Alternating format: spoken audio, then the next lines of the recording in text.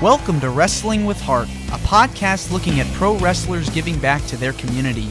Join me, Stanley Carr, as I interview wrestling's hottest names who use their platforms as entertainers to raise awareness and do community service. Hello and welcome to another edition of Wrestling with Heart. This is the show where we talk with professional wrestlers about what they do outside the ring, helping others, doing works of community service, and helping out in their community, doing charity work and all sorts of stuff. Today we've got a very special guest. He is a legend in the St. Louis area. He's worked for several different companies, WWF, WCW, USWA. Now he's working for SICW, Southern Illinois Championship Wrestling. He's one of the current holders of the SICW Tag Team Championships. Another title he's held is the Southern Illinois Championship Wrestling Classic Championship, as well as the NWA Missouri Heavyweight Championship. It's my honor to welcome to the show Nighttrain, Gary Jackson. Welcome to the show, Gary. Thank you so much, Stanley. It's a pleasure and an honor for me to be sitting right in front of you and talking to you at this time. Yeah, absolutely. So we'll kind of talk about your childhood and upbringing. Tell me, Gary, where did you grow up? I'm originally from El Dorado, Arkansas, but I spent a little time in Dallas, Texas, but majority of my growing up is right here in St. Louis, Missouri. Okay. So big family, small family? Yes, I come from a very large family. Actually, I have two families. On my mom's side, as we say, I have 5 brothers and 3 sisters. On my dad's side, the same. You know, I grew up in a village. That's an old school term. How it takes a village to raise a child, and that village could be your neighborhood. It can be part of any organizations that you're part of, is coming up through the ranks, as well as your family members. I like how you said that it takes a village. You know, it seems like you got a very strong system. Mm-hmm. Oh yeah, I mean, my mother definitely believed in discipline.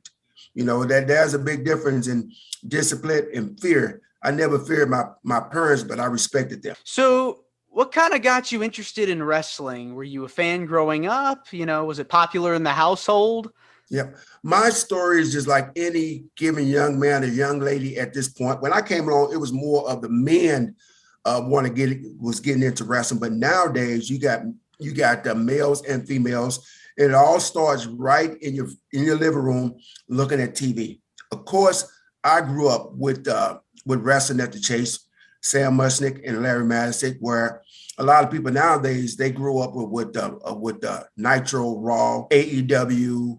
Of course, you had TNA. One time you had ECW. So depending on where you live at, that is what you grew up with. Sure. So living there in St. Louis, I grew up with wrestling at the Chase with Sam Mushnick and Larry Madison. That was such a popular program. I believe it was like the longest running wrestling program at one point, like local. Well, it started, back in the 50s. Herb Simmons can tell you the dates. I apologize in advance. Some of these dates I don't remember, but it was running for a while. And basically, man, that is how I got hooked. Yeah, looking at wrestling at the Chase. Yeah, I talked with Herb on the show, and he's like a historian when it comes to St. Louis wrestling, and he was showing me kind of a keychain of something he kept from years ago with wrestling at the Chase with the television logo that the show was airing on at the time. So I was pretty amazing getting to see that. And so you see kind of a lot of these legends like Dick the Bruiser, like Ric Flair, kind of going down to St. Louis and working with the guys down there, and just a very intimate setting too. It was, very small, took place in a hotel, I believe too, right? Yeah. First it started at a place called the St. Louis Wrestling Club. And I do believe that was on Lafayette and Jefferson, right here in the city in South St. Louis. And then, of course, the story goes how Sam was coming back from a trip and he met the Coppola family on the flight coming home. And the Coppola family was part of the television network in St. Louis. And that's how that deal was done. Moved from one place, bringing it to the studio, and they made it work. Yeah, and look what happened. I mean, now you've got it was on for so many years. There's books about it, documentaries about it, Yes. Yes. We very just recently did a documentary called Head Over Heels, yeah, yep. Wrestling at the Chase. We just Mhm. done that this past summer. Yeah, I actually got to see that on YouTube. It's Mm. beautiful. I mean, it's just a chock full of history of so much going on at that time too. It's culture. I mean, wrestling's a part of pop culture, American culture, world culture, Mhm. and to see where it started and look where the legacy of the program is today, Mhm. it was just so amazing to see how the evolution of St. Louis wrestling. Mhm. And that's another thing too. What I liked about it was it not only talked about wrestling at the Chase, but it talked about what's going on today with the Southern Illinois promotion that you're a part of.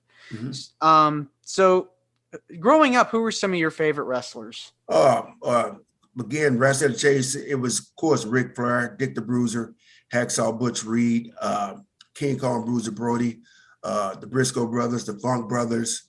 Um, all those guys used to come into St. Louis.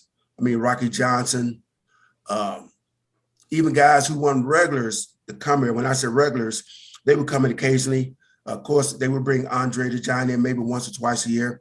They would bring in guys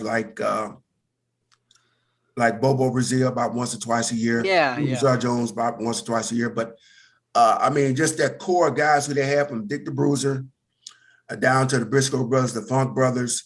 I mean, those is my favorites. What a list of people to be inspired by in terms of their wrestling ability and their showmanship. Uh, just so many people that passed through. I mean, that territory system really helped so many people out. Mm-hmm. You're watching the show, and over time, you think to yourself, "This is something I want to pursue as a career." What kind of what point did you decide this? Hey, I want to be a professional wrestler. Well, I'm gonna tell you actually how it went down. Okay. I was in the Army back in 1983, and I had like 6 months left before I decided I'm going to stand or I'm going to get out. But the game changer was that we had this thing. I was in Fort Carson, Colorado, and we used to have this thing called Iron Horse Week, where you play sports.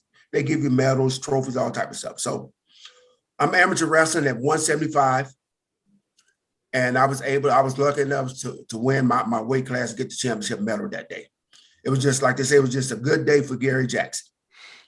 And I was looking at WTBS out of Atlanta, you know, and some just clicked. I'm like, I think I want to do this. I think I want to get out the military. I have no kids. I have no responsibility. So let me get out right now and make this decision. That way I can give it 110%. And basically, that is how the Gary Jackson got started in pro wrestling. That's unbelievable. You were in the Army. How long were you in the Army for? I was in the Army from 80 to 83. And then I Okay. got out, I did the reserves for the next 3 years. So, and the reason I went that route was to give myself every opportunity to make it.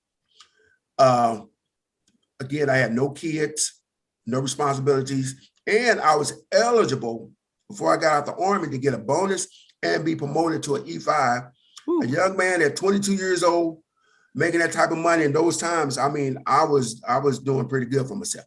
Oh, for sure. I mean, you were productive. I mean, you were out Mhm. there, and growing up, like you were talking about earlier, with that discipline, you were taught that at such a young age. So the Army definitely helped with that, I'm sure. Right. And as far as training, to be a Mhm. pro wrestler, it's not easy. You have to go to the gym and do all kinds of stuff to get in shape. Tell me about how the process was for you to make that Okay. transition. When I made that transition, I actually had an opportunity in Colorado Springs to stay out there, and they got independent shows out there too. Mm-hmm. But I'm like, no, I'm gonna go back to my comfort zone, and I'm saying this not as an embarrassment or whatever, but I knew if I came back to St. Louis, I knew I can come back to my mother's house, and I know I had a solid foundation not to just sleep on the couch all day, but that was my foundation where I can get out and hustle and get started in pro wrestling. So basically, I got out September of 83.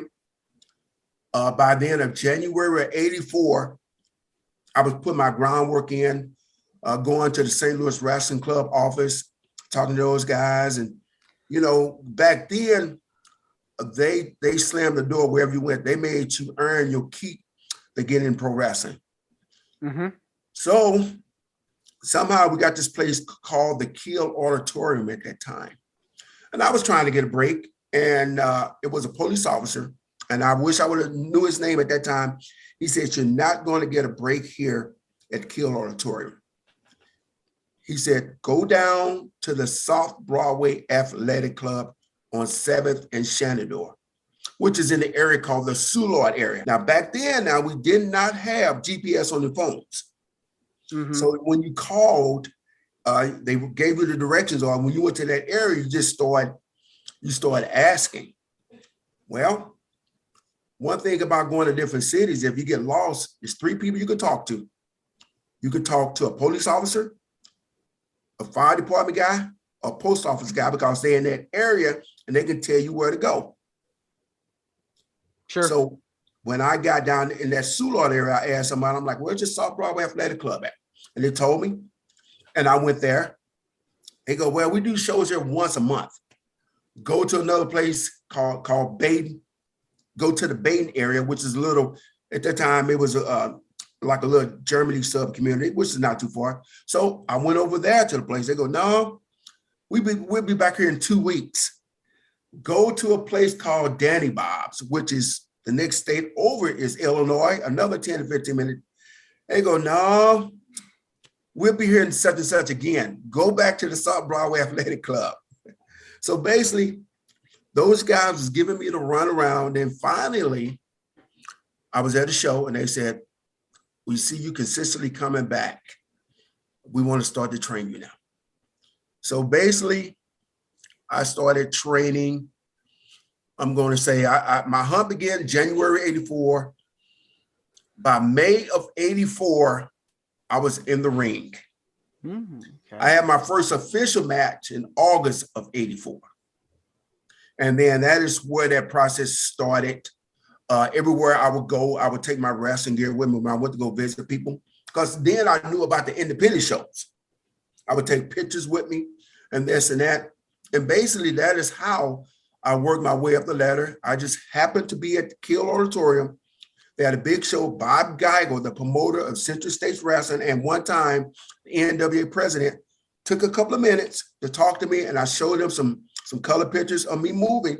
Now, this was before they started asking for audition tapes, Mm-hmm. videotapes, all this crazy stuff. Mm-hmm.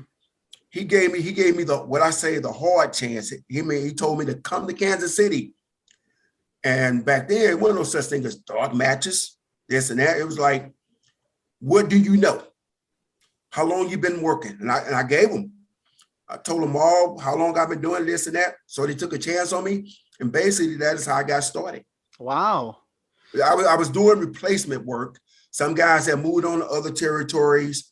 Now, keep in mind, before anybody ever knew this, at that time, the WWF, Vince McMahon was making a move. Mm-hmm. And then a lot of guys, they was going to some different places. So I'm still new to the business. I'm not quite understanding. So guys just up and leave. So I'm doing replacement work in Kansas City. So who came up with the nicknames Gorgeous and Nighttrain? Well, I first started with Jack Attack. I got that name playing football. As time went on, the name Gorgeous Gary has been used like with other guys, Yeah. Gorgeous Gary Hart, Gorgeous Gary Young, of course, original Gorgeous George. Mm-hmm. So it was a natural fit for me to go that way. And I enjoyed that run. And then I went back to Nighttrain. A lot of people are like, "Man, where'd you get that name Nighttrain from?" I'm like, well, a guy by the name of King Kong Bruiser Brody gave me that name. Now, the funny thing about this story is I'm just a small independent guy working for Herb Simmons. doing the undercard work. Bruiser Brody travels all over the world, knows a whole lot of people, but he talks to Larry Madison on a road trip somewhere they was going. And they was talking about the talent. And he's like, not Gary Jackson. Back then he's a good hand. And Bruiser Brody told Larry Maddox, said he reminds me a lot of Dick Nighttrain Lane. So I get a phone call from Larry Madison, and he asked me that question, and I kid you not, about fell out the chair because I was flattered when a guy like King Kong Bruiser Brody went out of his way to think about little Gary Jackson and say, hey, we got a nickname for you, Nighttrain Gary Jackson. So outside of the ring, let's talk about what you do outside of the ring. You work for the sheriff's department, right? In St. Louis? Yep. I'm a St. Louis City deputy sheriff. How long have you been there for? I've been there for 22 years. Wow. So what made you want to work for them? Well, to be honest with you, the territories, they was gone by then. So I'm like, well, I better get me a job and get invested into something before it was too late. But I can still wrestle. I can still do this, but when I came with the sheriff department, I wasn't doing a whole lot of work at that time because I was just getting new to this job, to demands of the job. Because, as they say, I had a for real job with benefits. Yeah. Of course, if you're a wrestler, and I'm gonna bring this up very important to bring to the people, that if you want to get into this business and think you're going to get rich and think somebody's going to pay for your health insurance, you better get out before you get started, because it's not like that. You're responsible for paying for your training. You're responsible for everything that you do. So if you're not ready to accept those terms, get out real quick, because what you see on TV is just a small portion of the hard work that you got to put into to get to that point. It's like with to any really successful show or business. Mm-hmm. So if you're into it for the guts and glory and the fireworks and this and that, you're fooling yourselves. Yeah, I mean, it's like with any other form of entertainment, mm-hmm. You think that these people, like they'll be, it'll happen overnight, but no, I mean, no. You don't see what's behind the camera. You don't see what's behind the microphone. These people, they'll hustle, they'll work their butts off. And, it just takes a lot of determination and passion to get to where they are. And so like with you, like you've been doing it for so many years, you're going to have to find another way to, make some income while you're doing your passion, so that you can, see, your stock rise. And when I got started into the business, remember, we weren't coming out the music at that time. So you got yourself over by your work. Mm-hmm. So we go somewhere and they said, well, the music is down. You hear a lot of guys, we don't have no music. Oh, man. I'm like, that's even better for me, because now you got to go out there and work. How good of you after your theme music go off? What do you have in your arsenal once your music stop playing? What if you the sixth guy on the card? What can you go out with? That's something different from what the first 5 matches have done. And that's another thing. I look at the card. I see where I'm at on the card. I try to know everybody's ability. I know what match 1 is going to do. I know what match 2 is going to do. So when I get down to 4 or 5 where I'm at, my plan has already worked out what I'm going to do. Right. So it's just about, having the will and the planning out of everything that takes to be a pro wrestler and getting into that mindset. And so with working at the sheriff's department, I mean, you've had to deal, I'm sure, with some tough people in there too. Yes. When I go, man, you'll be surprised how many people are learning every day that I'm a wrestler. Oh, wow. They say I never talk about it. I'm like, well, I'm just like a big kid having fun. I don't think it's a big deal. And, every day somebody's like, man, you're a wrestler for real? I'm like, well, I don't actually give it to them like that. I'm like, well, they say I am, but I don't know. I gotta have fun with them before I smarten them up. Yeah. Yeah. Just be a friendly guy. I'm sure you've dealt with a lot of rough people. Yeah. And tell me about that. Tell me about some of those, any stories you've run into people that have kind of, Well, the thing about it is, man, I believe in when I go to work, when I have problems with guys, well, I want to try to reason with them. So I have no other choice than to go what we call hands-on. But for the most part, what got me through my years of being able to communicate and talk with people, and sometimes just letting them yell and scream to get it out.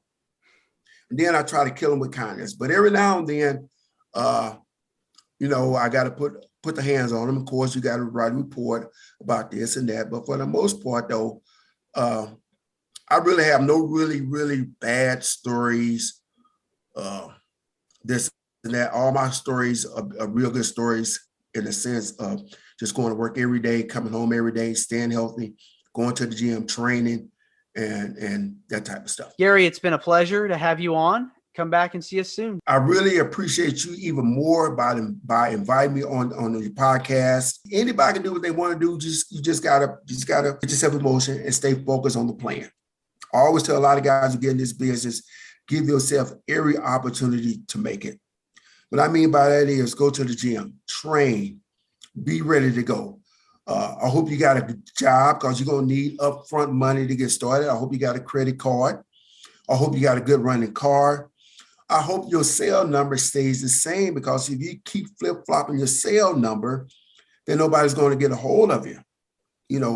I'm not going to say always keep that bag ready by the door like I used to, but I'm going to say give yourself every opportunity to make it in this business because if you don't, then you're going to look back and say, I wish I could, I should have. You don't want to do that. If you're a young man or a young lady, give yourself every opportunity. And that starts with your training properly, having a good attitude, having fun, staying healthy. Well, there's some great words of advice there. Thank you, Gary, for coming on. Yep. Whenever you need me again, man, just let me know and I'll be more than happy. But for sure, I got to say one thing before I get off here. Sure. I got to tell you the rules. Rule number 1, Stanley, is I'm coming to win. Rule number 2 is, Stanley, I refuse to lose. Rule number 4, Stanley, is I will do my best to beat you. Rule number 4, Stanley, it's the most important rule of them all. If you know it, say it with me. Don't forget the rules. All aboard the Night Train. I love it. Thank you so much. This is Wrestling with Heart. I hope you found this podcast to be informative and entertaining. If you did, please hit the subscribe button and look out for the next edition.